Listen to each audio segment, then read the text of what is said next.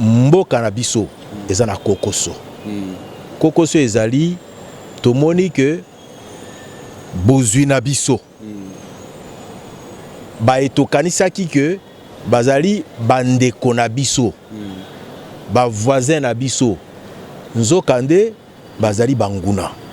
Donc profil ya Moyeto Bengi azala na gouvernement lelo ezali te que bazali ils ont démérité. Mais par contre tolinginde to rendre gouvernement et puis sabiso la cohésion nationale. Et niko bazike to komana koya na boyambia makasi que le patriotisme prime auprès de ceux qui seront appelés dans le gouvernement. Parce que maintenant, nous avons beaucoup de moutons noirs. Et même d'ailleurs, cette décision-là, au Monique et Mouton Azali désaxé. Donc, il n'est pas dans la culture africaine. Ça choque. Donc, de préférence, Baye, Bazali un peu désaxé, Boye, Malam Bazala Wanate, Ponangaï. Ponangaï, je trouve que il y a beaucoup plus dans cette décision le manque de réalisme, et pourtant elle pouvait conserver ces énergies-là pour que Bakisalisu sous ba classe pour bana ba komi ebele na scolarité gratuite pour les lo oyo ba etobengi ba enseignant pour ba lobi bon ezala sikoyo gratuit mais tokofuta bango ndenge nini elle aurait pu penser comment il faut que trouver ma solution dans son domaine nandenge wana que de venir dire moi na soko azuizemi. Non, quelque part c'est comme si elle a dormi, elle s'est réveillée et puis elle a décidé.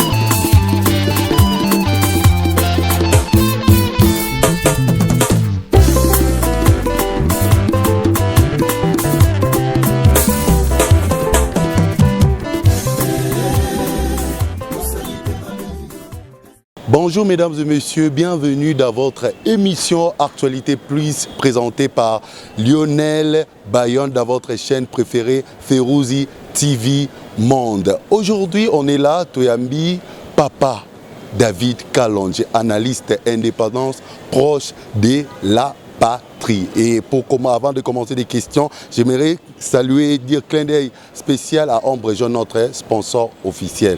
Bonjour Papa David Kalonji. Bonjour. Bienvenue dans notre émission Actualité Plus. Les lots, Toyambio, Tozo sur la Makambu, Oezali, il y a actualité. Et puis, actualité, ça a dominé, on a remaniement. Oyozo, Lobama, Mikolo, Oyo. Alors, papa, profil Nini, Oyo. Et c'est un Saint-Lon, il y a remaniement, Oyozo Salama, Mouto Bakozwa. Profil Nini, Foazaranango. Na sepeli mingi na question na yo parce que est tombé à pic. D'autant plus que les lots mboka na biso eza na kokoso. Kokoso ezali tomoni que bozwi na biso. Ba etokanisaki que bazali bandeko na biso. Ba voisin na biso nzokande bazali banguna bakoteli biso. Donc c'est dans ces contextes là où tozomona que baetokanisa ke bazali baninga baza ba ennemi bakoteli biso na ndako bakomi ko pikola koiba ba minere na biso bakomi pe ko intoxiquer baeto bengi bana mboka ozomona. Alors basi bakotaki pe bale ya solo mboka esi ebandaki kokende. Donc profil ya moyeto bengi azala na gouvernement lelo ezali te que bazali ils ont démérité. Mais par contre tolinginde to rendre gouvernement et puis sabiso la cohésion nationale. Et niko bazike to komana koya na boyambi ya makasi ya mboka na biso, hein? Boyambi na biso ya makasi ya kolakisa que atako banguna bakoteli biso. Mais pour na biso en tout cas tozali na un attachement à notre patrie. La patrie est kokendete. La patrie est kokendete. Oyo za ko sala que ngai nazali congolais et que mutu ya ngambu azali angolais. O kuna azali français ezali boyambi ya mboka na biso. Boyambi ya mboka na biso, chaque pays ezalaka na histoire na yango. Histoire oyo ya mboka na ngai nalingi te ke ezinda. Nalingi ke ezala vraiment différent na ya oya ba mususu. Oya ngai ezali na banda na Kimbangu, na koma na Malula, na koma na Mobutu, na koma. Donc chaque peuple a au moins son histoire. Et c'est ça l'identité. Et nous voulons aujourd'hui que le patriotisme prime auprès de ceux qui seront appelés dans le gouvernement. Parce que maintenant, nous avons beaucoup de moutons noirs. C'est-à-dire que au coup de Bango, qui va Congolais, mais Bilobeli na Bango, Misala na Bango, histoire Yambo Kanabiso, Baza Kopesa Yango, place na Yangote, le Koum na Yangote, parce que ce que totali, Moyoto Bengi Lumumba, a Koufela qui pour la Congo. Ce que totali, Moyoto Bengi, Simon Kimbangu. Donc il a prédit. Et aujourd'hui, tout ça au bon que Tozu Oezali Yamotouya. Mais pour consolider Yango, et c'est que le gouvernement change. Et puis, Tom Mekapé, Koumandako Salela, Mboka Nabiso, Nandengo et Sengeli. Ouais papa, question oyo parce que remaniement ezali changement, ezali modification, ezali pe remplacement. Et ce qui kokende ming ezali pe ko ajouter. Nani ko remplacer, nani ko ajouter. Bon, nakanisi s'il faut remplacer. La copie Sabino Ndakisa. Je ne dis pas que Batouana Bazali ko démérité. Mais eza batumoko Bazali inscrité Nakatia la dynamique de la politique du moment. La copie Sondakisa Lelo. Le chef de l'État Sokoye, Azakoya Babengi, vision aye. Donc vision aye, tout le monde qui misala na yango. Ezalaki nini? Gratuité de l'enseignement, ezalaki ozomona. Donc biloko wana ezali ba idée force ya chef de l'État. Ezali vision ya chef de l'État. Ba oyo ezali ko benga na sima. Et sengeli soko baye basale la vision wana. Donc décision tuzwa ki par exemple mikolo ya kolobakeo bana oyo bazali na zemi.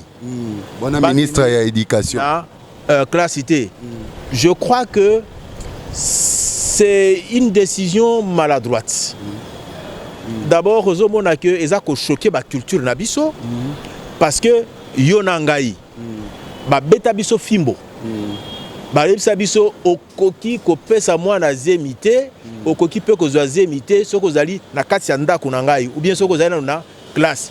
Mais lelo tozali combien baye ils se sont privés de se permettre pe basil sa ba classe babala normalement par rapport ya ba oyo a zuizemina classe. Alors soko tolingi to bato to protéger ka oyo to bengi mwana oyo a zui zemina classe.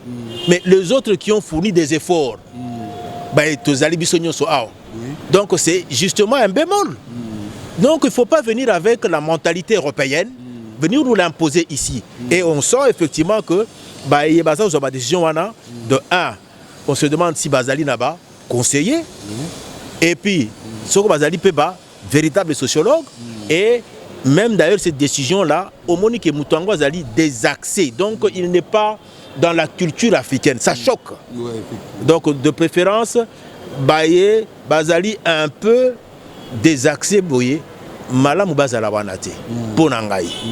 Ponangaï, je trouve que il y a beaucoup plus dans cette décision, le manque de réalisme, et pourtant, elle pouvait conserver ces énergies-là pour que Bakisali sous ba classe pour bana ba comme belé la scolarité gratuite pour les lo oyo ba etobengi ba enseignant pour ba lobi bon ezala sikoyo gratuit mais to kofuta bango ndenge nini elle aurait pu penser comment il faut ko trouver ma solution dans son domaine na ndenge wana que de venir dire moi na soko azuizemi. Non, quelque part, c'est comme si elle a dormi, elle s'est réveillée et puis elle a décidé. Donc, mais ce qui est vrai, c'est que aujourd'hui, dans l'ensemble, ils ont mérité. Mais il faut plus, parce que l'heure est grave. Nandako, Mungona Kutelebiso. Tout ça, vous voyez, Kozala Congolais, Ezate Kateo, pour Nazali de père et de mère. Tout ça, de père et de mère, mais na Bongo, na Moutou. En tout cas, il n'est pas congolais. C'est pourquoi je préfère d'ailleurs, il y a une élection régionaliste. Ezali Moutouna Kolbakeo, Naza Moutuya Bwende, élection Nangaï, Bona Boy, Naza Moutuya Boye, Naza Moutuya Boye. Donc vous sentez que la province est plus présente en chacun d'entre nous. Donc tribalisme. Non, le tribalisme pas forcément, mais par contre les régionalismes. Donc vous sentez que quand la personne veut parler de la région, quand il veut s'identifier, aux autres on a que par y a identification la katinaye. Alobaka lingala, alobaka chiluba. Donc ce qu'on dit, mutobaka chiluba zawapi. Asa mutiaka sai. Ce qu'on mutobaka zawapi soyez la zawapi. Mutiaka tanga. Donc la présence dans la personne, la région, ils a plus ressenti. Mais autre bengi la patrie, c'est quelque chose qui est à construire dans l'esprit. Orelo quoi les églises la plus makasi que la région. Il y a un ça là que ozomona bangona bazo kota bakomi commencer à séduire un tout petit peu certains membres qui sont de la région parce qu'ils sont dans les pays, dans les villages limitrophes. Bon, bazako bosana que nous sommes une patrie et la patrie il faut la préserver et il cède. D'ailleurs, nakanisi eloko wana na maitozo sala sikoyo toza ko changer pour koluka que véritable patriote base na gouvernement toko kende pe ko pousser yango ezala pe kutu argument pour koloba que lelo par rapport à lobby c'est différent parce que forme il y a régime toza na yango ezako pesa ba occasion pour nabiloko wana ekoma. Donc le régime parlementaire province makambo esengélité. Madame tout renforcer le patriotisme, c'est-à-dire que tout le monde dit que na côté ya ba province nyonso, na côté ya ba pays voisins, balingi bisoté. Balingi kaka bomengo na biso et puis commence à composer avec des gens pour venir piller nos ressources. Il faut tout changer forme ya régime. Il faut que le régime soit un régime présidentiel fortement décentralisé. C'est-à-dire que le chef de l'État a à la représenter Yemokona, la province. C'est-à-dire que le chef de l'État, tout le monde a élire na élection au suffrage direct. Le patriotisme, parce que le suffrage direct, ezali na etandomo bimbaya mboka, donc sur tout l'ensemble de la République, c'est déjà quand même un choix qui porte pour dire que la patrie est dedans. Et à notre tour, tous les ascenseurs, abandako pesa biso azako nommé ba gouverneur et non pas en tout cas ce que nous avons fait parce que moi j'ai suivi il n'y a pas très longtemps. Bato bazalaki na côté net ya est bitumba eleki lobi en tout cas t'es de préférence là-bas les kaka état de siège. Mais yo za congolais. mungona za peut-être makasi koleka biso mais toza ko bunda pona baki akotate mais po bitumango eleki ngala olobi ke anamoni eleki mingi to ngolaka ba policier na biso donc bako bakota tu vois donc la région commence à primer parce que yozo na passe na katiwana to lobi te que to lingio continue à souffrir mais l'ensemble ezali la mondialisation to koti ko banda bitumba neti oya ba chinois te ya ko mi retirer to banda que ça la révolution na biso moko non de préférence toza dans l'ensemble mais to tiba garde-fou et ça ce sont des garde-fous qui vont garantir le peuple donc pour le gouvernement ya lelo eza malamu mutu oyo ayebi nano qu'est-ce que c'est la patrie eza mutu oyo ayebi que eloko babengi mboka atako makambango eleki yo ndengi tu ne peux pas prendre une arme contre ton parti contre ta patrie tu ne peux pas atako makambango eleki yo ndenge nini tu ne peux pas kozwa okepe na mboka mupaya oyoka na batwana oye ozali kobundisa la patrie mboka na yo eki ko sala baté donc batu ya ndenge wana nde batu za kozwa affaire Constant Mutamba. Mesdames et messieurs, c'est vrai ou faux ezali complot oyo et salami wana? Est-ce que Constant Mutamba a raison? Toi a faute na ndenge o alobaki keza complot? Papa David Kalonjo, analyste politique indépendance proche de la patrie, a co-explicité. Papa, iloba wayo. Bon akanisi oyo salami na Constant Mutamba ezali eloko ya mutuya oyo ezali kolakisa que justice oyo epesaka kofanda malamu na kati ya mboka eza maladie parce que ye moko azali mutu ya mibeko baye bazali kosambisa ye bazali batu ya mibeko na kati na bango moko azali oyo adefandaka batu mususu ezali oyo azali ayebani azali ba magistrat mais bango nyonso epai na biso ezali justice mais tozomona ndenge nini bazali kopotana et ça démontre effectivement que notre justice c'est un autre État dans un État. Là où le principe qui dirige la nation, nous croyons que c'est la justice, c'est autre chose. Parce que je me demande comment Mouto Tobengi, avocat, parce qu'il y a des avocats, il peut se retrouver dans tout ce qu'on l'accuse. Mais tout ça, comment on appelle que par le passé, Tango Yaki, il avait dénoncé Maebiso Tozalaki ko dénoncé Ezaline Bazo Kangabatu sans que ba respecter Mibeko. Quand les bateaux prennent l'eau, on sacrifie les capitaines. Un coup de balai suffit pour nettoyer la maison. Mesdames et messieurs, actuellement Tozali na tant oyo remaniement Ezolobama partout. Ça fait même la une des journaux.